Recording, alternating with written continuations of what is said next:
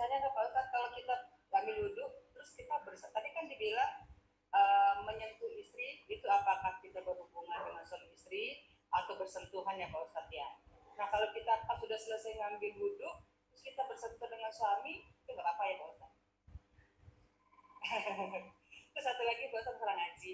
Kan kita lagi haid itu Pak Ustadz, itu katanya boleh ngaji ya Pak Ustadz ya, kita boleh ke masjid. Tapi pas kita memegang Al-Quran itu nggak apa-apa ya Pak Ustadz, karena kan orang banyak bilang lagi haid itu nggak boleh pegang Al-Quran. Ya. Baik. Dalam keadaan suci ya habis wudhu, apakah boleh menyentuh suami? Menurut mazhab Syafi'i tidak boleh, batal. Ya, menurut mazhab Syafi'i. Tuh, kenapa? Karena bagi Imam Syafi'i ayat yang mengatakan lamastum yang artinya berhubungan badan itu ada qiraat yang bukan lamastum tapi lamastum. La-nya tidak panjang. Lamastum itu sekedar menyentuh. Itu membatalkan. Ya, mazhab siapa itu? Mazhab Syafi'i. Ya. Jadi ketika mazhab yang lain mengatakan itu bukan artinya menyentuh ya, tapi berhubungan badan. Kata Imam Syafi'i ada qiraatnya lamastum menyentuh, bukan berhubungan badan. Jadi mazhab Syafi'i itu kuat sekali dalam hal ini. Ya. Nah, Ibnu Abbas dan banyak sahabat sejak dulu juga ya perbedaan hukum fikih ini ada. Ya, mengatakan bahwa itu maksudnya ya bukan sentuhan begitu, ya maksudnya adalah hubungan badan. Ya, tapi ungkapan Allah ini memang kan lembut sekali, halus sekali. Jadi kalian saling bersentuhan. Tapi itu yang dipahami saling bersentuhan itu ya berhubungan badan. Ya, jima ya. Itu. Ya, jadi menurut mazhab yang lain itu menyentuh istri itu tidak membatalkan wudu. Ya, seperti mazhab Ahmad bin Hanbal. Mana dasarnya? Dasarnya ayat tadi. Ya. Yang kedua adalah hadis di mana Aisyah mengatakan adalah Rasulullah Sallallahu Alaihi Wasallam mencium kening istrinya begitu hendak keluar dari rumahnya menuju masjid untuk sholat. Itu biasa.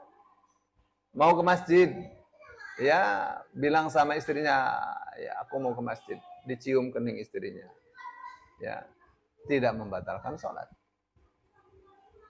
tidak membatalkan wudhu, ya maaf, tidak membatalkan wudhu. Ya, Imam Malik beliau punya pendapat yang lebih rinci. Kenapa? Karena Aisyah mengatakan Rasul itu sangat kuat sekali untuk menjaga syahwatnya, maaf ya bahasanya. Jadi menciumnya itu bukan mencium dengan syahwat, tapi mencium dengan rasa sayang. Maka Imam Malik mengatakan, apabila menyentuh istrinya itu ya tidak keluar syahwat, maka tidak membatalkan. Tapi kalau ada syahwat, maka itu membatalkan. Jadi apabila ditanya, ini yang tanya ini atau yang ditanyakan ini tentang pasangan yang masih muda, yang masih bergairah atau yang sudah nenek-nenek. Ya. Kalau sekiranya pertanyaan ini untuk yang masih muda, ya Imam Malik mengatakan ada syahwat apa tidak? Ada syahwat ya batal. Kalau tidak enggak apa-apa. Ya. Tapi kalau yang bertanya sudah nenek-nenek, sudah kakek-kakek, itu maksudnya siapa yang nyentuh? Saya, sudah nenek-nenek, sudah kakek-kakek. Enggak batal. Ya, itu mazhab Maliki. Ya. Baik, itu yang pertama. Yang kedua, tentang orang yang haid, apakah boleh membaca Al-Quran? Yang tidak boleh membaca Al-Quran itu adalah orang yang dalam keadaan junub. Ali mengatakan, karena Rasulullah sallallahu alaihi wasallam yuqri'una al-Qur'ana ma lam yakun junuban. Adalah Rasul sallallahu alaihi wasallam membacakan Al-Qur'an kepada kita, mengajari Al-Qur'an kepada kita selagi beliau tidak junub. Ya. Nah, kenapa kemudian orang yang haid ditarik-tarik ke hukum junub? Itu beda hukumnya orang haid dengan orang yang junub. Orang junub itu kapan saja dia bisa junub. Kapan saja dia bisa, mau suci dia bisa. Tapi kalau haid tidak kapan saja. Ya, haid itu ada waktunya dan tidak bisa sebentar. Ya, tidak bisa sebentar. Ya.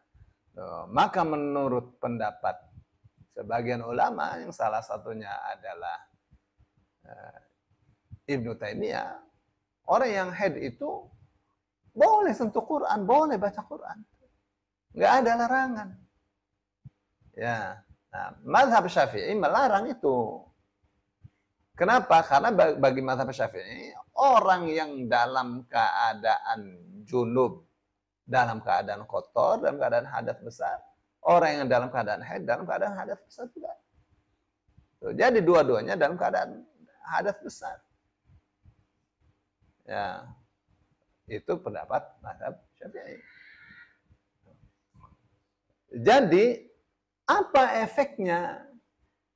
Efeknya dari pendapat mazhab Syafi'i ini, perempuan selama masa haid tidak boleh baca Quran, tidak boleh sentuh Quran. Jadi kalau dia seorang pelajar, seminggu dia tidak mempelajari Quran, ya, tidak membaca Quran, tidak sentuh Quran, seminggu dia, ya tersiksa betul dia.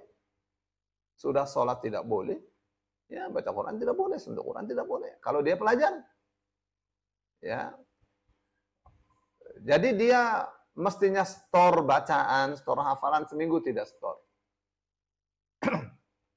Pas dia mau store ustazahnya yang haid, seminggu dia tidak mengajar. Ya, muridnya ada 100. Ya, 100 muridnya seminggu tidak belajar.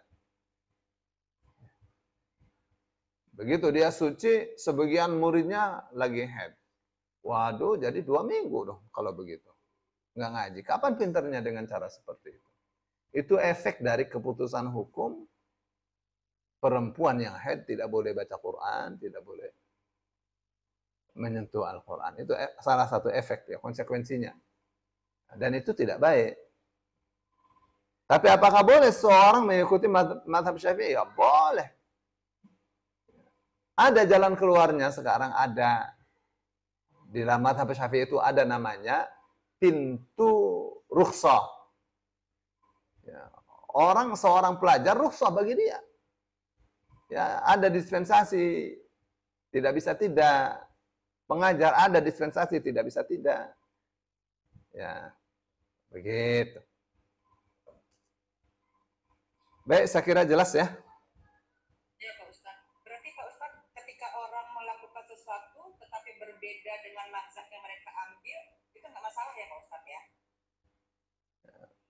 Misalnya, Seperti Pak Ustadz bilang tadi, ada yang mengambil mazhab Syafi'i, terus ada yang mengambil mazhab yang satu lagi ya Pak Ustadz. Kalau mazhab Syafi'i kan dia takut untuk memegang Al-Quran ya Pak Ustadz, karena itu tidak diperbolehkan. Tapi ada pengecualian. Tetapi kalau mazhab yang lain memperbolehkan gitu. Berarti itu pertentangan ya Pak Ustadz. Berarti itu nggak ada masalah ya Pak Ustadz. nggak masalah. Selagi aksuat Al-Quran gitu ya Pak Ustadz. Ya, nggak masalah.